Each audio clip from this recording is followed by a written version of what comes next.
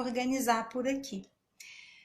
Muito bem, que ótimo então, Vinícius, obrigada. Estou vendo Vinícius, Juliana, Maria do Carmo, boa noite a todos os companheiros da Sociedade Espírita Joana de Ângeles.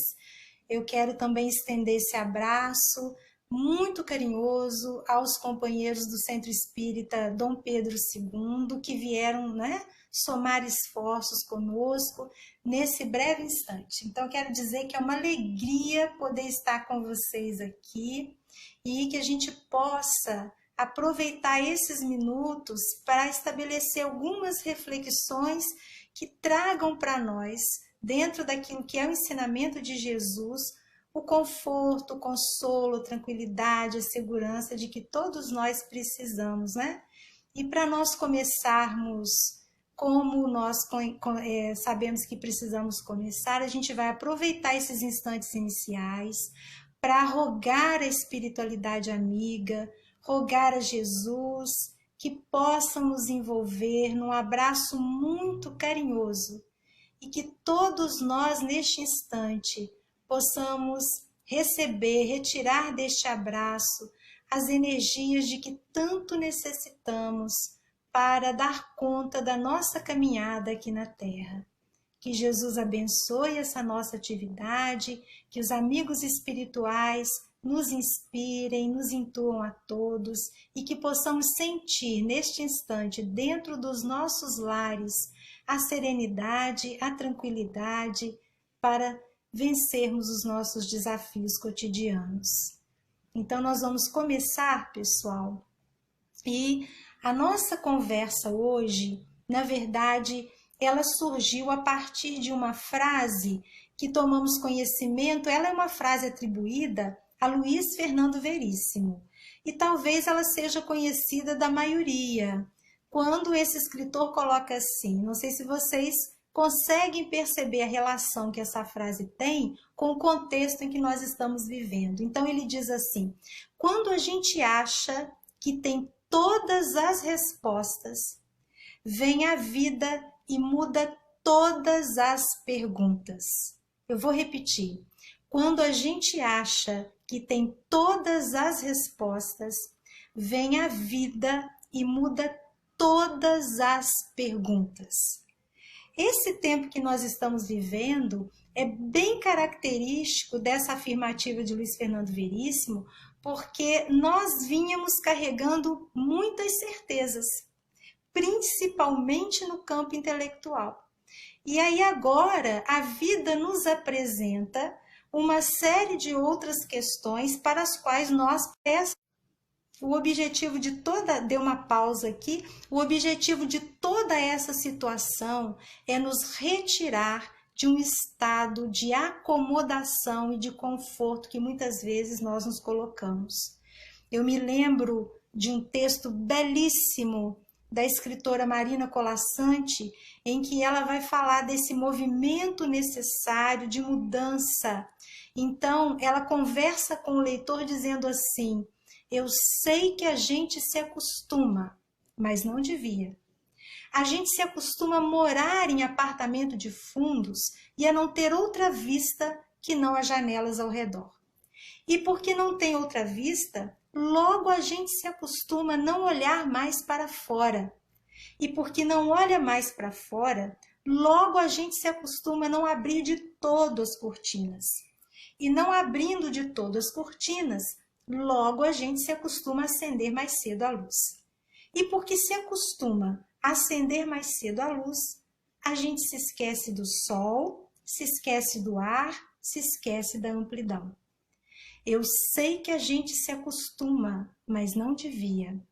A gente se acostuma a acordar todos os dias de manhã, a abrir os jornais e a ler sobre as guerras. E porque se acostuma a ler sobre as guerras, logo a gente se acostuma a aceitar que haja mortos nessas guerras.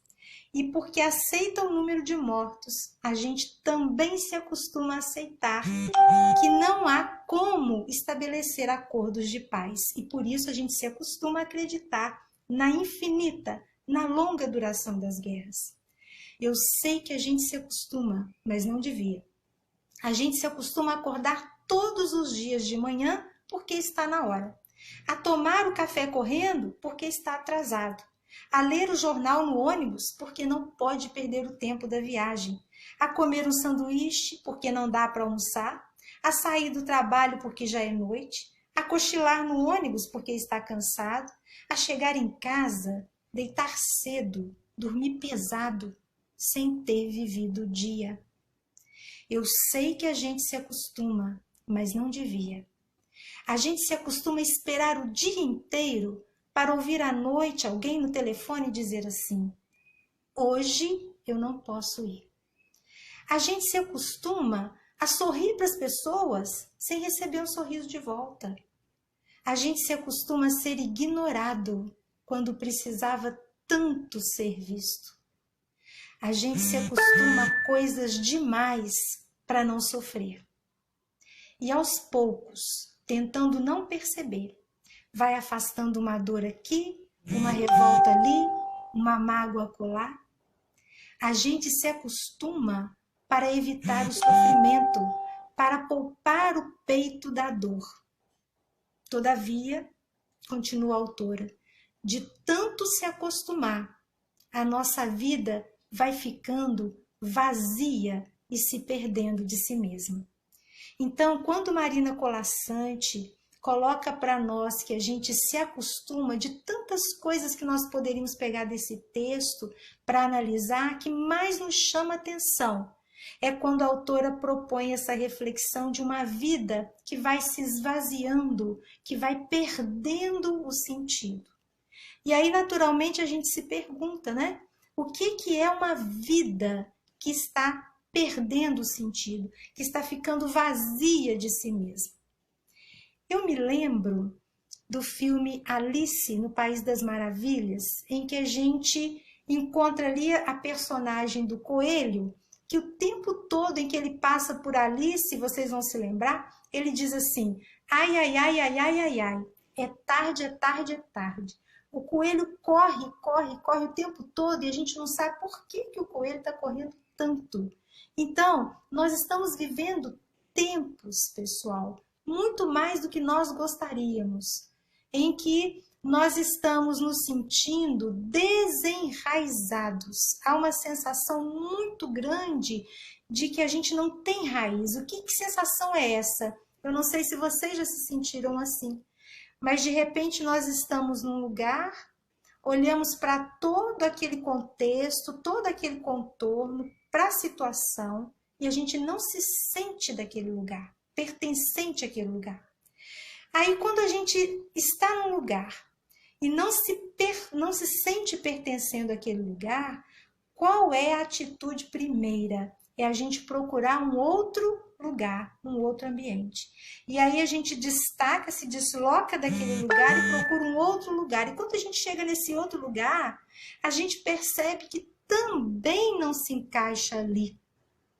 E aí a gente vai mudando de lugares, até que a gente se coloca numa situação que não é ideal e que a literatura, a filosofia vão chamar de entrelugar.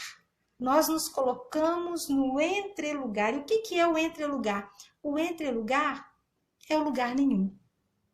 Além de carregar, nos tempos atuais, essa sensação grande de desenraizamento, nós também carregamos uma sensação de que tudo na nossa vida é efêmero. E aí a gente vive um grande conflito que eu queria compartilhar com vocês. Quando a gente reencarna, e é um conflito até para nós espíritas, né? Quando a gente reencarna, a gente passa a viver um conflito que é o seguinte: todos nós aqui sabemos que nós somos espíritos imortais. Não é isso? Muito bem. Nós sabemos que somos espíritos imortais, mas o conflito está no seguinte: nós nos reconhecemos espíritos imortais, mas a gente reconhece que a nossa vida física é uma vida que é finita, que tem fim. E aí, para nós, isso é um grande complicador. Por quê? porque a gente, o tempo todo, quer manter aquilo que a gente sabe que é efêmero. O conflito está em reconhecer a provisoriedade da vida, e para usar um conceito da filosofia, né? A gente sabe que a vida tem um caráter da impermanência, mas ainda assim, o tempo todo, nós lutamos para estar no controle de tudo. O tempo que nós vivemos mostra que nós não estamos, grande parte das vezes, no controle das coisas. Então, a gente quer guardar a ilusão de que a nossa vida tem que estar toda arrumada. O trabalho tem que estar organizado, a nossa vida social tem que estar organizada, a nossa vida familiar, a nossa casa. A gente guarda a ilusão de que a arrumação do entorno traz para a gente o controle do tempo. A gente sabe que a vida é marcada pelo caráter da provisoriedade, mas ainda assim a gente quer segurar a passagem do tempo. Mesmo reconhecendo que o tempo é movimento, a gente quer segurar a passagem do tempo. E aí, nesse sentido, a gente começa a fazer as nossas listas, a gente começa a colocar os itens para ter o controle de tudo aquilo que está ali. E aí, então, vem a doutrina espírita e coloca para nós algumas questões. No capítulo 2 do livro Plenitude, Joana de Ângeles vai, fazendo um estudo sobre o sofrimento, ela vai falar da existência de 3 tipos de sofrimento. Então, ela vai dizer que existe o sofrimento pelo condicionamento. Muitos de nós sofremos porque estamos condicionados a sofrer. Que existe o sofrimento pelo sofrimento, olha que interessante, existe um sofrimento que a gente tem porque a gente já sofre porque sabe que vai sofrer. E existe o sofrimento da impermanência, que é um sofrimento causado porque nós sabemos que as coisas passam, que tudo na vida passa. E a gente tem que guardar a ideia de que nós somos eternos arrumadores do nosso ser. O tempo todo nós queremos dar rumo para a nossa vida e arrumar a nossa vida. É de Guimarães Rosa, inclusive, né, no livro Grande Sertão Veredas, a construção de um personagem chamado Reobaldo. E aqui vai, gente, a interpretação de uma leitora, né? Quando Reobaldo vai colocar assim: olha, seu moço, o correr da vida embrulha tudo. A vida é assim, esquenta e esfria, aperta e daí afrouxa, sossega e depois desinquieta. O que ela quer da gente é coragem. Então, nesses tempos de tantas mudanças, o que a vida está pedindo da gente é a coragem para esse enfrentamento. Coragem para a gente poder vencer os desafios e entender que nós estamos atravessando um período de transição. Em obras póstumas, nós vamos encontrar uma mensagem do Espírito de Verdade através de um diálogo entre o Espírito de Verdade e Kardec, quando Kardec vai perguntar a respeito de tudo aquilo que nós estamos vivendo, e o codificador vai dizer assim, me permitam aqui compartilhar com vocês, na fala de Kardec, ele vai dizer assim: os espíritos disseram que são chegados os tempos em que tais coisas têm de acontecer, quer dizer, as grandes transformações. Em que sentido, pergunta Kardec, se devem tomar essas palavras? E aí o Espírito de Verdade, buscando aqui, né, um consolidado da resposta que ele oferece a Kardec, ele vai dizer que todas essas transformações que acontecem, elas já vêm sendo programadas e que Kardec já estava vivendo esse tempo de transformação. Reparem, pessoal, que nós estamos lá no século XIX. Então, esse mundo em transição, ele já está vindo desde o século XIX.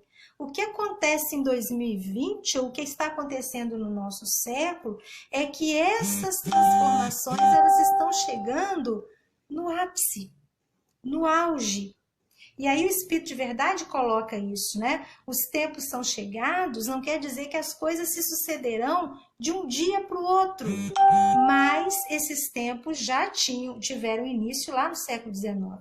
E aí Kardec insiste na pergunta e ele coloca assim: confirmas o que foi dito? Isto é, que não haverá cataclismos, porque a preocupação, né, com essa questão da transição é de que ela acontecesse a partir de tragédias, né, e que viessem os tsunamis, os terremotos, enfim.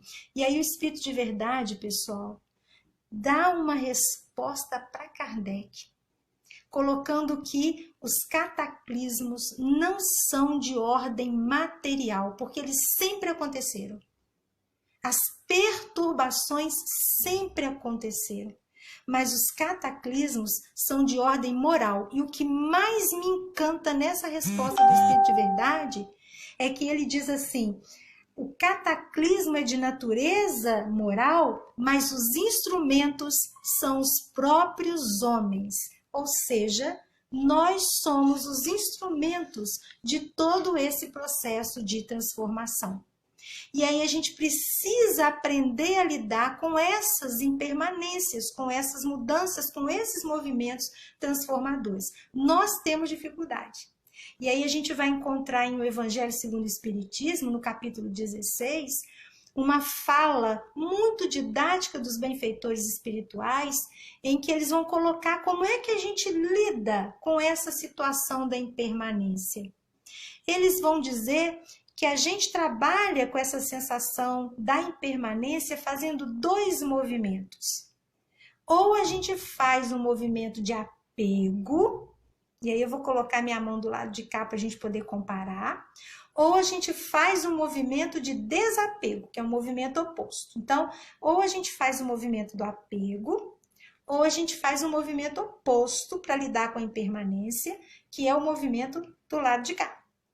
E aí, então, os benfeitores espirituais vão dizer, para lidar com a impermanência, ou a gente se apega excessivamente às coisas e às pessoas, então eu realizo um movimento de apego ao corpo, realizo um movimento de apego aos meus laços afetivos, ou eu vou para um lado oposto, que é esse de cá, que os benfeitores espirituais chamam de descuido. Ou eu faço o movimento do apego, eu vou me corrigir aqui, porque eu falei desapego, né? Ou eu faço o movimento do apego, ou eu faço o movimento inverso, que a espiritualidade coloca para nós, que é o movimento do descuido. Ou eu descuido completamente. Descuido do corpo, descuido da vida material e descuido também das minhas relações afetivas.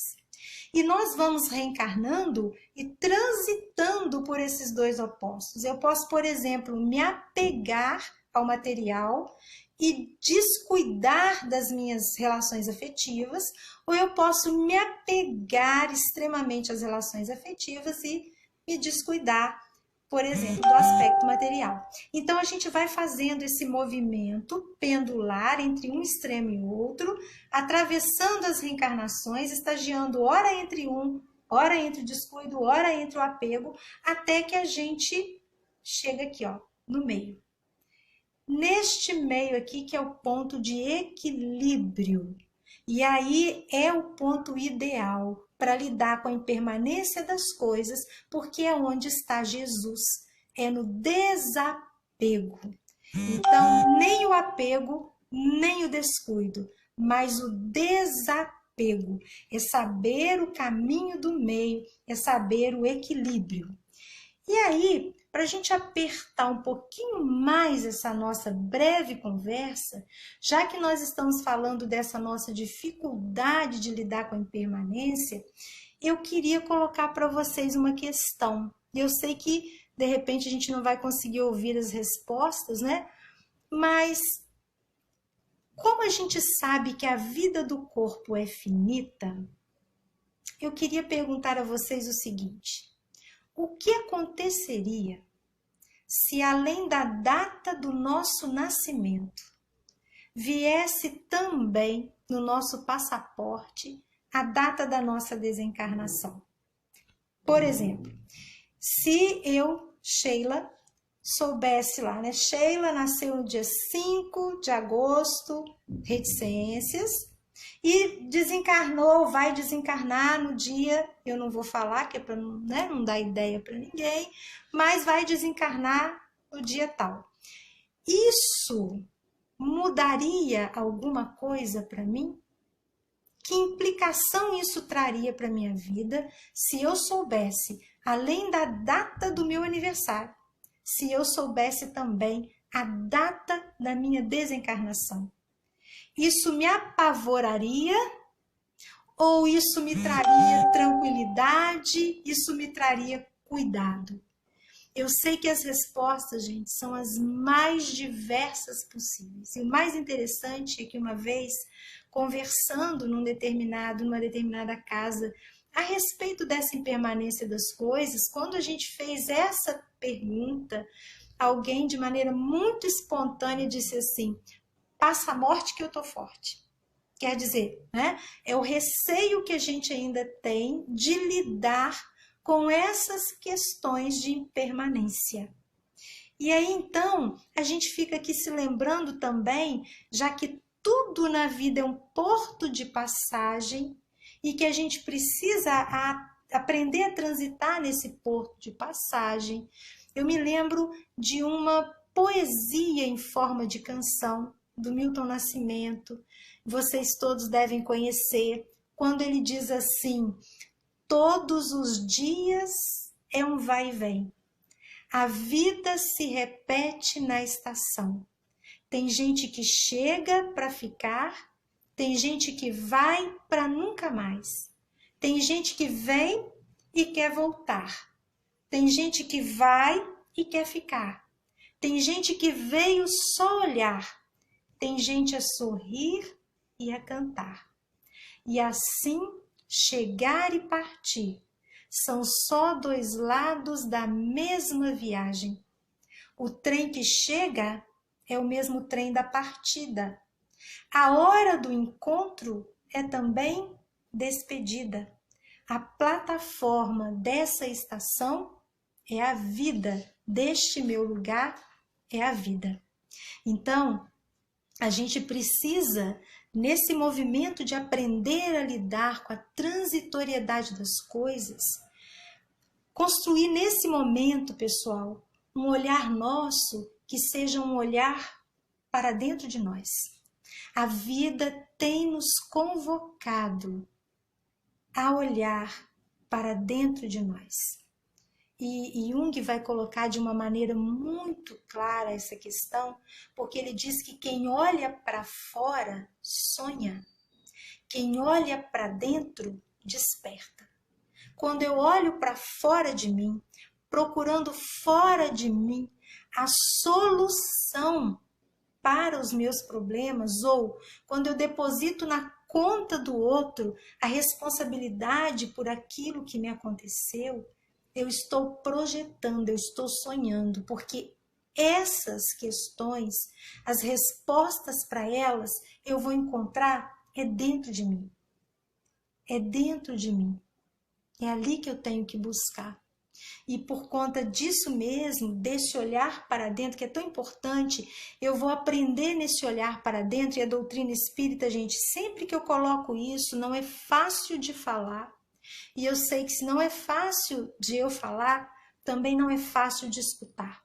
A doutrina espírita recoloca para nós uma questão que é essencial. Não existe vítima. Se eu olho para dentro de mim, eu vou reconhecer que não existe vítima. Tudo aquilo que faz parte da minha experiência terrestre, tudo aquilo é, em algum momento, um aspecto que eu construí, que eu busquei nesta existência ou numa existência anterior a esta. De maneira que a responsabilidade, ela é nossa. A questão é, em que papel eu me coloco? No papel de vítima ou no papel daquele que tem uma atitude de reconhecer, né, que não existe o acaso e que todas as nossas vinculações, todas as nossas relações, elas estão dentro de um planejamento da providência divina para o nosso crescimento. Olhar para dentro, de Joana de Ângeles, é um ato de coragem que a gente vem adiando, mas que agora, principalmente nos últimos tempos, nós temos tido essa oportunidade de fazer esse exercício de reconhecimento interior. E ele é muito importante, pessoal, porque ele vai nos ajudar a rever, a recolocar muitas das nossas crenças, das nossas ideias, dos nossos conceitos, dos nossos valores. Nós estamos sendo aí convocados a rever todos eles e colocar cada um desses elementos no devido lugar. Organizar mesmo. Me recolocar diante de mim e também recolocar o outro. Isso para quê? Para aprender a valorizar tudo aquilo que nós temos. Vocês devem conhecer, mas desde que eu ouvi esse registro, eu não me esqueci, numa das palestras do Rossandro Klingen, ele conta uma situação vivida por ele que me chamou muita atenção. E vou pedir licença a vocês para compartilhar. Ele diz que voltava de uma viagem longa, e porque era uma viagem longa, ele havia combinado com um amigo de buscá-lo no aeroporto. E então esse amigo vai buscá-lo e para que eles pudessem ganhar um tempo, economizar, chegar um pouco mais rápido em casa, tomaram um atalho. E aí então esse atalho levou numa cidadezinha pequena do Nordeste chamada Juripiranga. E então os dois passando de carro ali, o Rossandro começa a descrever, né, que como toda cidadezinha pequenininha, havia a rua principal e no final uma praça, ao lado da praça uma igreja. E eles começaram então a passar por aquela rua principal e a observar o que estava no entorno. E o amigo que dirigia o carro vai dizer assim, num determinado momento, quando eles passavam perto de uma casa antiga, com uma varanda grande que ladeava quase todo o espaço daquela casa, aquele amigo então olha para a casa e observa na varanda um casal de idosos, com algumas pessoas que provavelmente poderiam ser os filhos desse casal, mais os netos. E ele olha para aquela imagem e diz assim para o Rossandro: eu olho para aquela cena e me lembro de um poema do Drummond. Ele se referia ao poema Cidadezinha Qualquer, porque ele vai tomar desse poema o último verso: Eta vida besta. Eu olho para aquela cena e me lembro desse poema de Drummond, Eta vida besta. O poema é assim: casa entre laranjeiras, mulheres entre bananeiras, pomar, amor, cantar. Um homem vai devagar, um burro vai devagar, um cachorro vai devagar. Devagar as janelas olham. Eta vida besta, meu Deus. Se referindo à monotonia da vida na cidadezinha. E aí então esse amigo olhava aquela cena e dizia: eu olho aquilo ali e penso, eta vida besta, meu Deus. E aí o Rossandro diz para ele, fala assim, engraçado. Olha, vira para ele, né, e diz assim, engraçado. Eu olho essa mesma cena e também me lembro de um outro poema de Drummond. E aí ele se referia ao Confidências de um Itabirano, em que um dos versos é assim: Itabira é só um retrato na parede, mas como dói. E aí então o Rossandro diz, eu olho para aquela cena e fico imaginando que se eu conseguir chegar aos 80 anos e segurar a mão da minha esposa, como aquele senhor segura a mão da esposa dele, se eu conseguir chegar aos 80 anos e os meus filhos estiverem junto de mim, se eu conseguir chegar aos 80 anos e os meus netos se dispuserem a escutar aquilo que eu tenho para dizer, a minha vida terá sido qualquer coisa, menos uma vida besta. Menos uma vida besta. Nós precisamos, pessoal, aprender a valorizar tudo aquilo que nós temos. As pessoas que caminham conosco, mas principalmente, nós precisamos aprender a valorizar aquilo que nós já somos. Aquilo que nós já somos. Joana de Ângeles, em toda a sua série psicológica, ela vai mostrar uma reflexão que cabe muito para esses dias que nós estamos atravessando. Porque ela vai dizer que nós estamos o tempo todo tentando nos colocar moralmente num lugar em que a gente ainda não tem condição de estar. Nós estamos, muitas vezes, exigindo de nós comportamentos e posturas que nós ainda não temos condições de oferecer.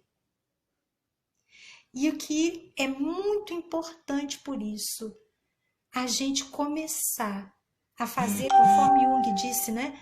Esse olhar para dentro, para a gente conseguir se escutar, para a gente conseguir ouvir aquilo que nós estamos gritando para nós e que nós estamos com dificuldade de ouvir.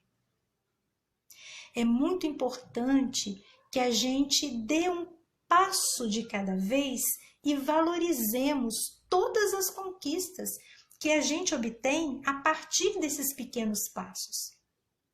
É muito interessante, Humberto de Campos, no livro Boa Nova, o nosso irmão X, né, no capítulo 8, há uma história maravilhosa de um diálogo ocorrido entre Jesus e Bartolomeu, quando Jesus nota em Bartolomeu a figura de um discípulo extremamente triste. E numa conversa com Bartolomeu, Jesus vai levá-lo a reflexões que mostrem as razões para que ele trabalhe a tristeza, não é para que ele elimine, porque a tristeza também é necessária, né? A gente precisa dela na medida, porque ela nos coloca para refletir. E o diálogo é maravilhoso, quem tiver a oportunidade de ler, é o capítulo 8 do livro Bom Ânimo, eu vou só fazer um recorte aqui. Num dado instante, depois que Bartolomeu conversa com Jesus e expõe para o mestre todas as causas das suas tristezas, que ele, em princípio, nem sabia identificar, porque a primeira pergunta que Jesus faz a ele é: Bartolomeu, por que você é triste? E aí Bartolomeu dá uma resposta que é muitas vezes a resposta que a gente também daria para Jesus se ele nos perguntasse isso. Por que que nós estamos tristes? Às vezes a gente não consegue reconhecer objetivamente a causa daquela tristeza. E aí então ele dialoga ali com Jesus, Jesus colhe as respostas dele, mas no final há uma pergunta muito interessante que Bartolomeu oferece para o Cristo, porque Jesus vai dizer para ele que ele trabalha com a boa nova e que a boa nova é uma mensagem de alegria e que ela tem que começar primeiro dentro de nós. Então Bartolomeu arremata o diálogo dizendo assim: Senhor, eu entendi as reflexões. É claro, pessoal, peço desculpas que eu recortei aqui a beleza do diálogo, né? Senhor, eu entendi as suas reflexões, mas o Evangelho, ele exige de nós fortaleza constante. Quer dizer, né? Eu tenho que ser forte o tempo todo, Jesus. Era essa pergunta que nos interessa muito de perto, pessoal. E aí Jesus olha para Bartolomeu com profundo carinho, corre os dedos nos cabelos de Bartolomeu e diz assim: Bartolomeu, a verdade não exige, a verdade transforma. Olha, pessoal, Isso tem tudo a ver com o que Joana coloca quando ela nos propõe uma reflexão para esses momentos em que a gente exige uma adequação moral nossa maior do que a gente pode dar. Eu não quero com isso dizer que a gente tem que se acomodar, que a gente tem que se desculpar o tempo todo. Não, a gente tem que fazer, desenvolver esse processo de conhecimento íntimo com responsabilidade, com muita sinceridade. E não é para desanimar, mas não é uma tarefa simples. Mas é exatamente para eu também reconhecer as minhas virtudes, para eu também entender, e Jesus coloca isso muito bem, né? Que o evangelho não é para anjo, o evangelho é para nós, para os doentinhos. Por isso Jesus vai dizer, né? Eu não vim para os sãos, eu vim para os doentes. Porque espírito de luz, gente, já resolveu suas questões com o evangelho. Nós estamos aqui para resolvê-las. E pessoal, esse tempo em que estamos vivendo, que oportunidade abençoada, de a gente fazer, realizar esse processo, buscar esse caminho de conhecimento interior, buscar esse caminho de trabalho íntimo, porque quando a gente faz isso, a gente sabe toda a assessoria espiritual que a gente tem. O nosso planeta, assim como nós, estamos todos muito envolvidos pelo olhar carinhoso de Jesus, o nosso governador espiritual. Tudo o que está nos acontecendo veio para deixar infinitas lições, lições que hoje, às vezes, a gente ainda nem vai conseguir alcançar quais são. Quando alguém pergunta assim, quando é que nós vamos voltar à normalidade? Eu espero que a gente não volte ao normal que a gente tinha antes, né, de tudo isso. Tem que ser um normal diferente, tem que ser uma situação que nos propõe atitudes diferentes. Eu não sei se vocês percebem, mas de uns tempos para cá, eu vou arriscar colocar aqui de uns 2, 3 anos talvez, nós estamos sendo desnudados uns diante dos outros. Nós estamos nos mostrando, nos revelando como nós somos, uns para os outros. E isso é muito bom, porque eu só posso resolver uma questão minha se eu sei que eu tenho essa questão. Enquanto eu desconheço a existência dessa questão, dessa dificuldade, desse problema, eu não vou resolver, eu não vou solucionar.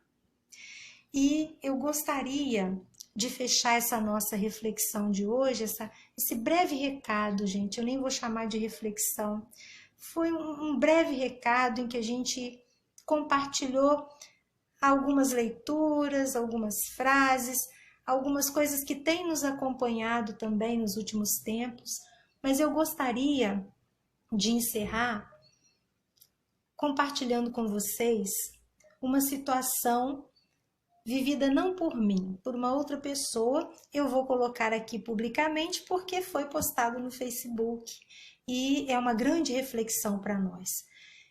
Essa pessoa, ela viveu uma experiência que era a seguinte: dirigiu-se com o carro para uma determinada rua sem saída e ela precisava resolver algumas questões em algum lugar. Conferiu se havia uma placa dizendo que não podia estacionar ali, não havia. Então, essa pessoa parou o carro, estacionou, desceu e foi resolver as suas coisas. Passado um tempo, quando volta para poder buscar o carro, leva um grande susto, porque o carro estava todo arranhado. Todo arranhado. E no capô, escrito com letras garrafais, estava assim: não pode estacionar aqui. Quando essa pessoa viu o estado em que o carro ficou muito desolada. Era um rapaz. Porque aquele carro era o resultado de muito sacrifício, de muito esforço. E aí, tremendo, né, fora de si, começou a olhar em volta para verificar se realmente ele havia deixado passar despercebido alguma placa dizendo que não podia estacionar ali, e de fato não havia uma placa. Então, mais desconsolado ainda, olhando para o carro, porque aquilo ali lhe custaria muito dinheiro, ele teria que fazer a pintura toda do carro. O carro estava todo arranhado. Então, ele começou a bater de porta em porta para buscar informações. E aí, numa determinada casa, ele ouviu o proprietário dizer assim: olha, quem tem o hábito de fazer isso nos carros é uma senhora, e apontou, que mora ali, ó, naquela casa. E aí, muito bravo, ele pegou o celular, ligou o celular para gravar a conversa, colocou o celular no bolso do paletó e partiu para a casa que lhe foi indicada. Bateu a porta e disse assim: bom dia, eu sou fulano de tal e eu gostaria de saber se foi a senhora que arranhou meu carro. E aí essa senhora disse assim: bom dia, fui eu sim, fui eu que arranhei. E se o senhor colocar de novo, eu vou arranhar outra vez. E qualquer carro que for colocado ali, eu vou arranhar, porque eu não quero carro estacionado na minha rua. Pessoal, eu sei que é difícil porque a situação não é nossa, mas vamos tentar nos colocar no lugar deste rapaz. Ouvindo a pessoa dizer que arranhou o carro e que lhe deram um prejuízo material muito grande. Que vontade nos moveria nesse instante? Então ele começou a discutir com ela, bater boca, dizer que ia fazer, que ia acontecer e que estava gravando. E não resolveu nada. Então ele foi muito indignado para casa e foi para o Facebook. E no Facebook ele tirou uma foto do carro, postou a foto e começou a perguntar, a compartilhar a foto, a perguntar para os amigos o que esses amigos o aconselhavam a fazer, como é que ele poderia resolver aquela questão, porque ele estava muito indignado. E os comentários foram os mais diferentes possíveis.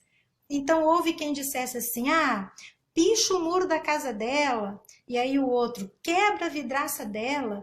Procura saber se ela tem carro, arranha o carro dela também. Coloca rato na casa dela. E eram infinitos os comentários. Mas um comentário chamou atenção. Porque esse comentário dizia assim: mande flores para ela. E aí, passou-se um dia. 2 dias se passaram.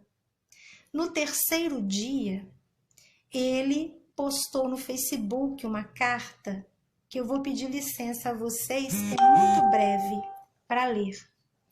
Ele disse assim: carta aberta a Dona Maria. Dona Maria é um nome fictício. A cidade, 22 de abril, curiosamente, a mesma data de hoje, de 2017. Carta aberta a Dona Maria. Cara Dona Maria, eu sou uma das vítimas dos tantos carros riscados pela senhora na rua tal. Em primeiro lugar, eu quero dizer que sinto muito mesmo, por ter mobilizado tantas coisas ruins na senhora pela simples parada do meu carro em uma vaga que a senhora julga ser proibida. Sinto muito ao ver que a senhora se sente tão ameaçada em sua proteção com esse problema. Imagino que não deve ter sido fácil tudo o que se passa com a senhora para ter tomado tal atitude. Sinto ter despertado o pior que existe na senhora com essa situação e confesso, a senhora me convidou a olhar para o muito pior que existe dentro de mim. As vontades foram muitas, Dona Maria, de xingar, de pichar sua casa, de espalhar ratos em sua porta. Em tudo isso eu pensei. Nossa, eu pensei em tantas coisas horríveis que eu fiquei assustado comigo mesmo. Ouvi uma série de vezes a gravação que eu fiz quando fui até a sua casa para perguntar sobre o meu carro. E todas as vezes que eu ouvi essa gravação, eu tomava mais um pouco do veneno que me fez ter reações tão violentas. Sabe, Dona Maria, eu não quero mais tomar veneno. Eu acabo de deletar a gravação. Como é difícil esse tipo de situação. Mas eu lhe digo que muitas coisas lindas apareceram com essa história. Muitos amigos com quem compartilhei me ajudaram a olhar outros lados desse conflito. Fiquei feliz por ser escutado por cada um deles e por ver que cada um deles era uma parte minha se manifestando. Gratidão demais a todos vocês. Sabe, Dona Maria, eu estou muito interessado em diminuir a violência no mundo.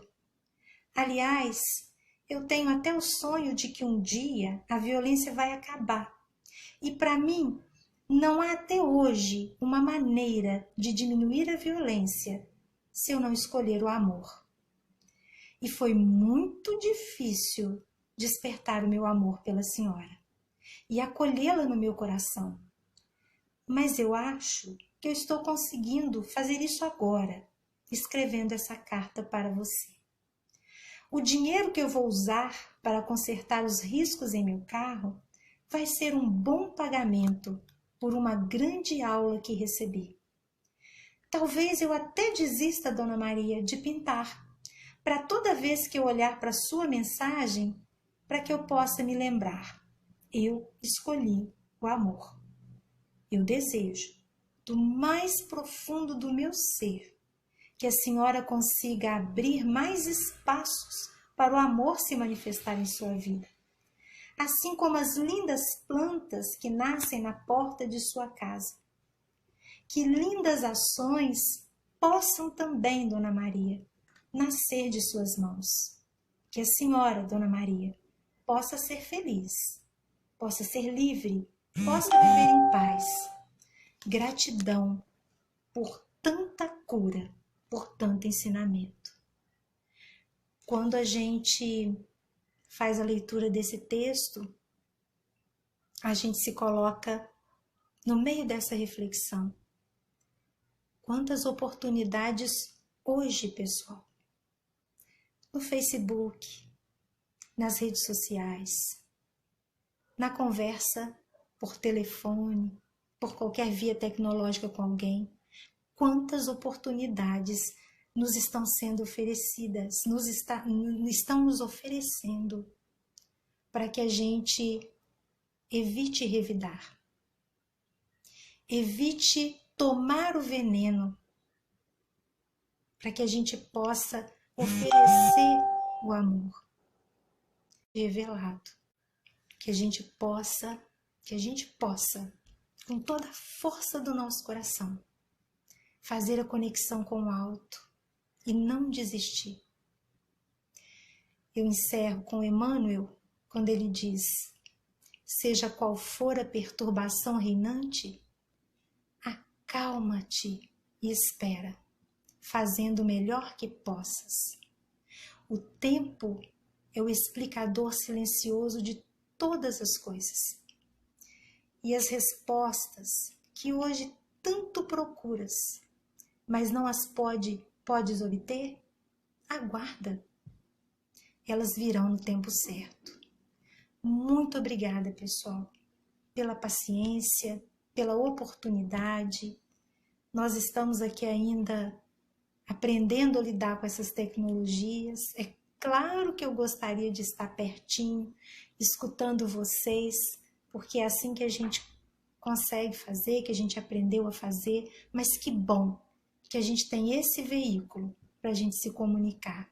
Fiquem todos bem, firmes, com alegria no coração, porque nós estamos vivendo a experiência mais incrível da nossa vida. Que Jesus nos abençoe, um abraço muito carinhoso para todos vocês e que o nosso lar neste momento seja um cantinho, um pontinho de luz. Um beijo para todo mundo, quero agradecer ao Marcos, agradecer também aos amigos novamente do Dom Pedro II e que todos possamos caminhar firmes com Jesus. Um beijo para todos vocês. Boa noite.